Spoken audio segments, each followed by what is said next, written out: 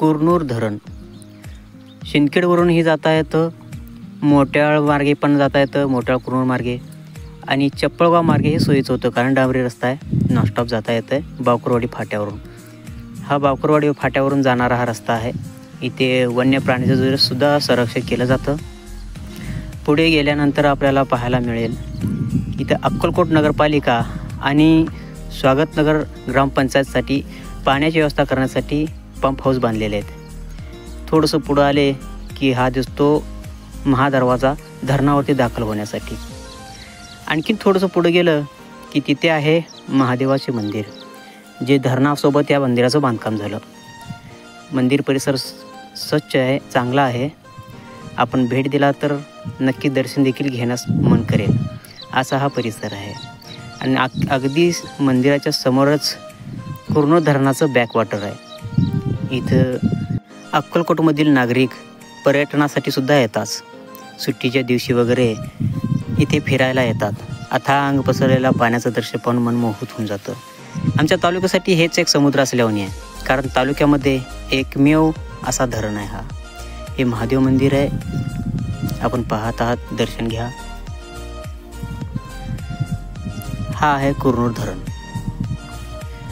हे कुरनूर धरणचं बॅकवॉटर आहे. 2.25 TMCचं धरण आहे. हा लवकरच हा धरण 80% पोहोचेल. म्हणजे उजनीतून जे पाणी आता कुरनूर धरणामध्ये सोडण्यात आलं आहे त्यात पाण्याची पातळी आता 80% पोहोचत आहे सध्याच्या घडीला. ज्यावेळेस मी व्हिडिओ शूट केला त्यावेळेस हा पाणी इतका होतं. लवकरच हा साठा जो आहे 70%च्या पलीकडे 80% पोहोचेल. या धरणाला 22 वर्ष पूर्ण झाली. अक्कलकोट तालुक्यात आणि सोलापूर जिल्ह्यामधील काही ग्रामीण भागातील शेतकऱ्यांना आणि अक्कलकोट तालुक्यातील शेतकऱ्यांना वरदानी ठरलं आहे, कारण ह्याचं पाणी जे आहे शेतीस पूरक आहे आणि ह्याच पाण्याचा वापर अक्कलकोट तालुक्यासाठी, नगरपालिकेसाठी आणि खाली मैंदर्गी नगरपालिका, त्याच्या पुढं दुधनी नगरपालिका ह्या धरणावर अवलंबून आहेत. ह्याचंच पाणी इथंपर्यंत पोचतं आणि तिथील लोकांचं जनजीवन सुरळीत होतं. या धरण झाल्यामुळं बरेच आमच्या शेजारील गावं, मी शिंदखेडचा आहे, माझ्या शेजारील गावांचं पुनर्वसन झालं. जसं बावकरवाडी आहे, कुरनूर गाव आहे, मागं हन्नूर गाव आहे. ह्या गावांचं पुनर्वसनसुद्धा झालेलं आहे. हे पाणी जे आहे हे पाणी हरणी आणि बोरी ह्या 2 नद्यांच्या संगमातून एकत्रित येतं. या धरणाला बांधकाम ज्यावेळेस होत होतं त्यावेळेस ह्या संगमावरतीच बांधकाम करण्यात आलं.